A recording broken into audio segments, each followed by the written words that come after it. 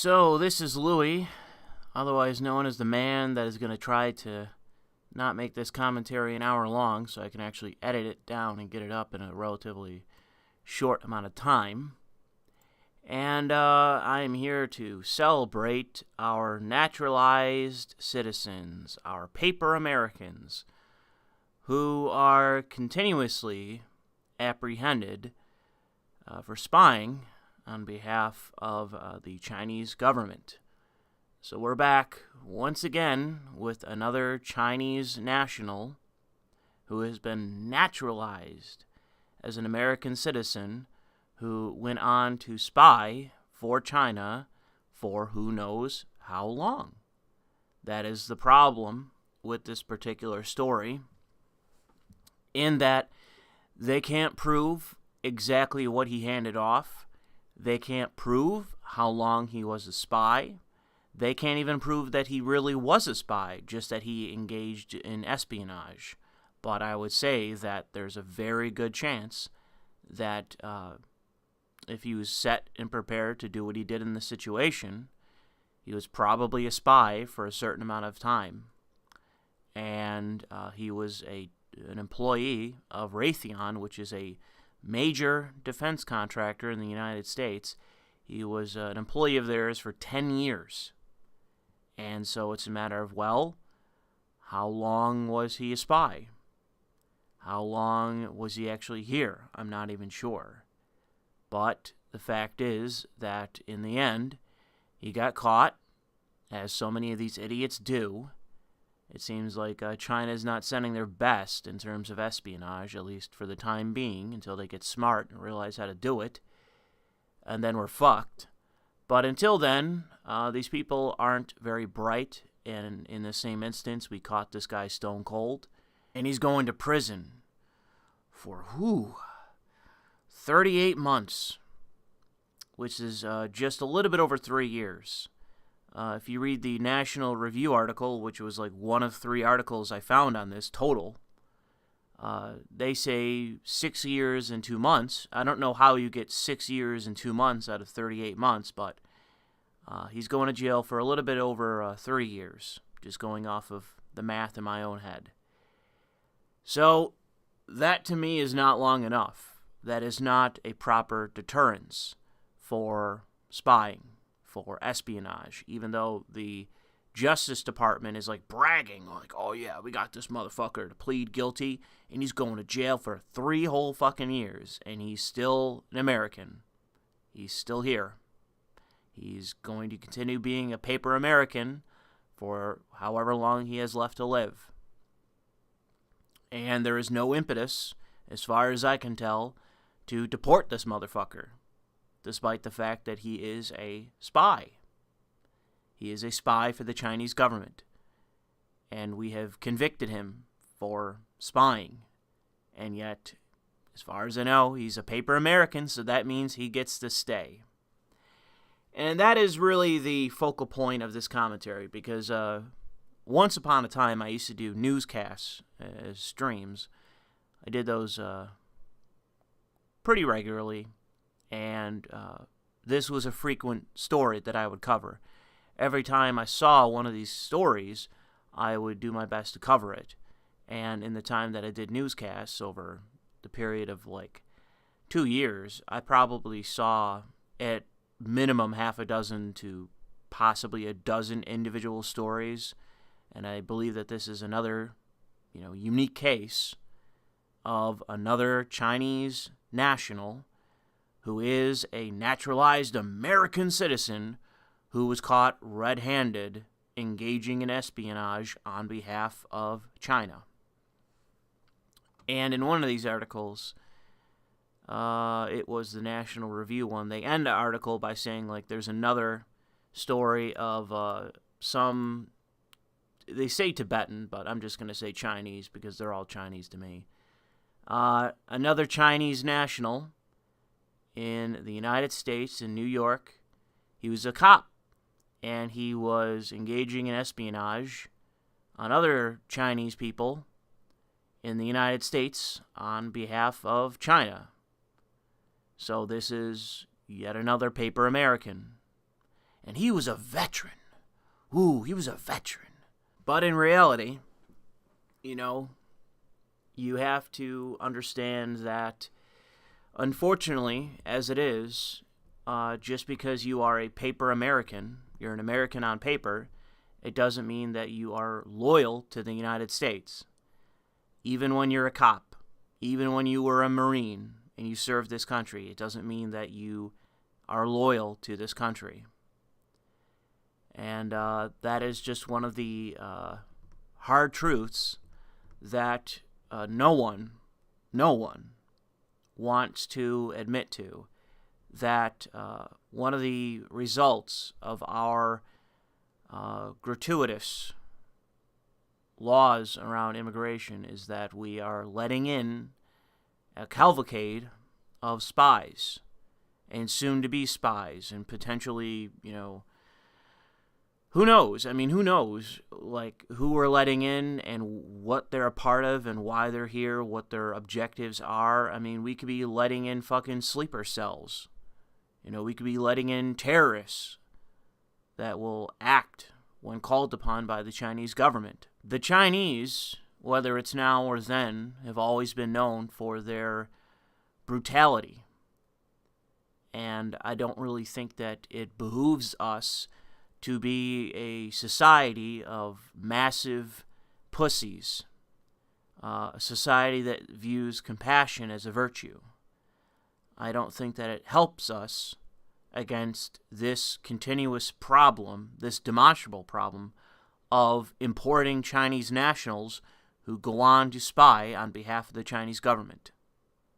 I would say that we should, one of these years, start taking this a bit more seriously and perhaps stop bringing in Chinese students, stop bringing in Chinese tourists, stop bringing in Chinese nationals, and stop naturalizing Chinese nationals. Because whatever percentage of the people that we are letting in are spies.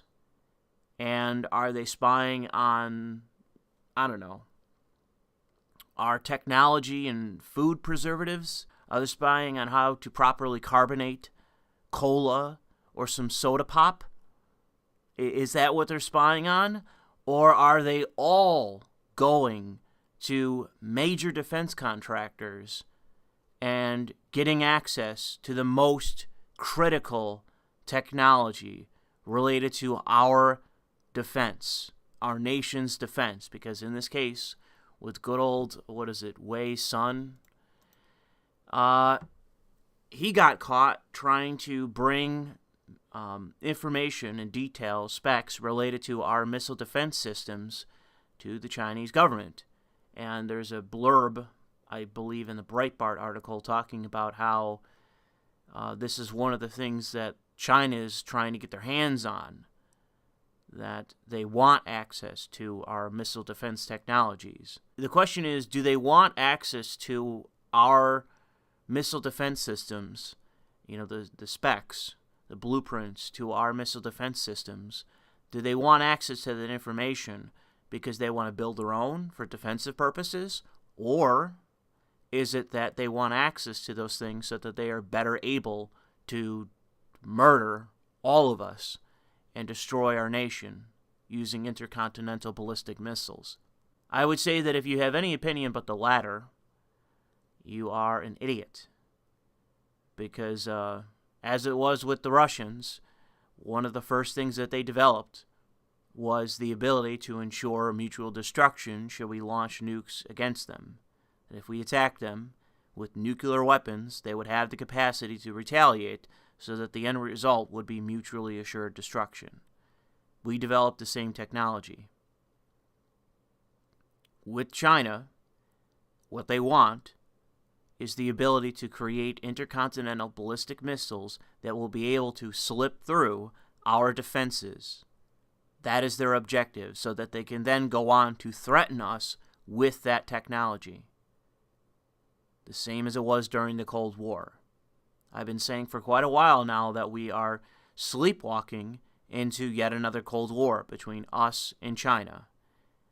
And if you think that China is not worse than the Soviet Union, I would say that you should pay attention. Because if you take a look, they are an equitable comparison to the Soviet Union. They are just as dangerous, just as materialistic in terms of philosophy. They are just as fucking brutal.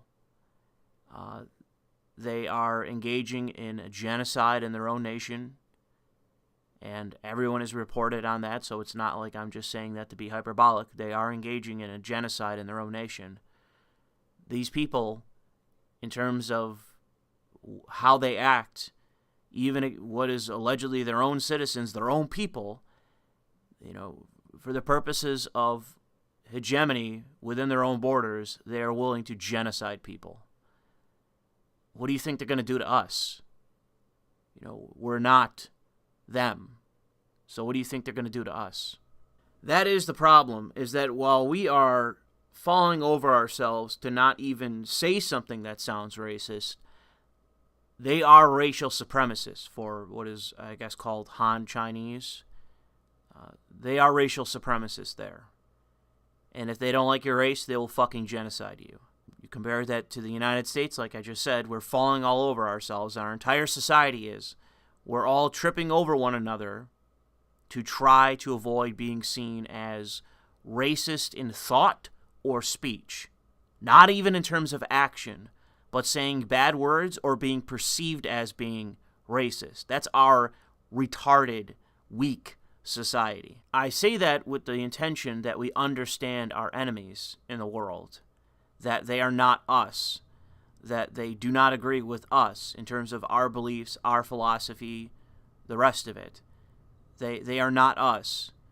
And I don't understand why we project our philosophical and moral weakness upon them and, do so that we can stay ignorant to what they actually are, what they actually do, what they actually think. It's really one of the things that I despise about the Western world, and that includes the United States, is that we refuse to look at this world honestly and understand that so much of this world is still incredibly brutal. And I would say that the Chinese neatly fall into that category in terms of pure and unapologetic brutality in behavior. I should say as well that I don't believe these stories are ever going to stop so long as the Chinese are attempting to pursue hegemony in the world and undermine the United States, because we are the hegemon of the world. We are a primary target for them, but so is Canada, so is the UK, so is Australia, so is New Zealand. And the fact is that as it relates to, the nations that I can name, we're the only one with any kind of strength. Next to us might be the Japanese, or maybe the South Koreans, maybe. Although, each of those nations have their own problems. But in terms of New Zealand or Australia or the UK or Canada, they are significantly weaker than the United States when it comes to combating against Chinese aggression in all its forms. And that's military, economic, diplomatic, espionage, cultural. When I talk about American hegemony, one of the things that I typically leave off is espionage, and I usually do that because I think that the United States has a proven track record of such incompetence at espionage that it's not even worth regarding. I really do wish we lived in a world where the CIA was as competent as Hollywood portrays them, but if you made a movie about the CIA, it would be a comedy. They're not really as spooky as they are a bunch of blundering fucking incompetence. And so when people say, oh, the CIA blew JFK's head off, if the CIA was trying to assassinate JFK, or let's just say a president, they would have shot fucking, Jackie O's head off. They would have missed. That, I would say, would be a good example of the CIA. They do not have a good track record. They do not have a legacy other than pure, unadulterated incompetence. Go look at their history, and that is what you will find. They are a joke of an organization. We pay untold billions of dollars into an agency that couldn't find its cock with both hands searching. I expect them to do evil, but they're not even good at it, and they don't accomplish fuck all with it. So what's the point? You're out there doing evil, and you're accomplishing nothing in the process. However, I will end this by saying that we should be more willing to challenge the concept of a naturalized citizen, because I think that the process for that has failed, and that the melting pot that is alleged to exist in the United States is dead. That we do not have the ability to integrate immigrants.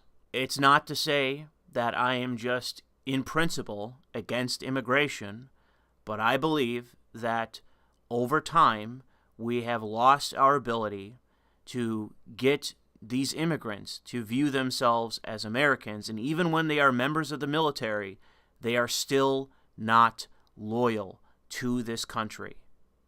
They go through all the effort of coming here, getting citizenship, working here, maybe starting a family here, joining the military, serving this country, and then they are still spying for foreign nations. That should tell you something. If this was an exception or a one-off, fine. Again, I've covered anywhere from 6 to a dozen of these stories, specifically about China, in the last couple of years. You know, and there's always a new story. There's always a new story coming out about this kind of thing, of a Chinese national getting caught engaging in espionage on behalf of China. This happens routinely in this country. If you can't win over the Chinese who are coming here, who are incredibly prosperous and intelligent and the rest, who go on to serve this country and all the rest, if you can't get them to be loyal to this country, why would you expect all these other fucking third worlders you're bringing in to have any loyalty to this country? Why would you expect them to have any loyalty to this nation if these examples are not loyal? This question should be raised, and I think that we need to, I guess, do what Trump said, which is pause this until we can figure out what the hell is going on. Because what is going on is that our naturalization process and our integration process has completely broken down, and we are bringing in hordes of people. I know Trump has done something to limit that severely because of COVID, but Biden can be in by January, or maybe Trump is two-faced, and after COVID allegedly ends, whenever they decide it's over, he could retract that immigration executive order or whatever it was that he passed to limit immigration. He could let it go and it goes flying back up. You know, and if Joe Biden gets in, you better believe we're going to be having millions of people come to this country.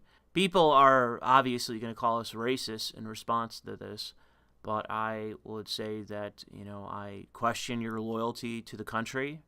I question your belief in the United States and the continuation of it. If you don't see this as a problem, you are either somebody who's on a spectrum of sedition, or you are a fucking retard, and you can be easily ignored. We are entering a new Cold War. We don't have a choice about this, and so we need to get on this immediately before it is too late, because there could come a time where we have potentially millions of so-called American citizens, so-called paper Americans who are Chinese, and that they're sleeper cells, they're sleeper agents, they're sleeper soldiers for this Chinese state. And do you think they're going to treat us any better than the Uyghurs? Why would you think that? So I'll just leave it there. Thank you for listening.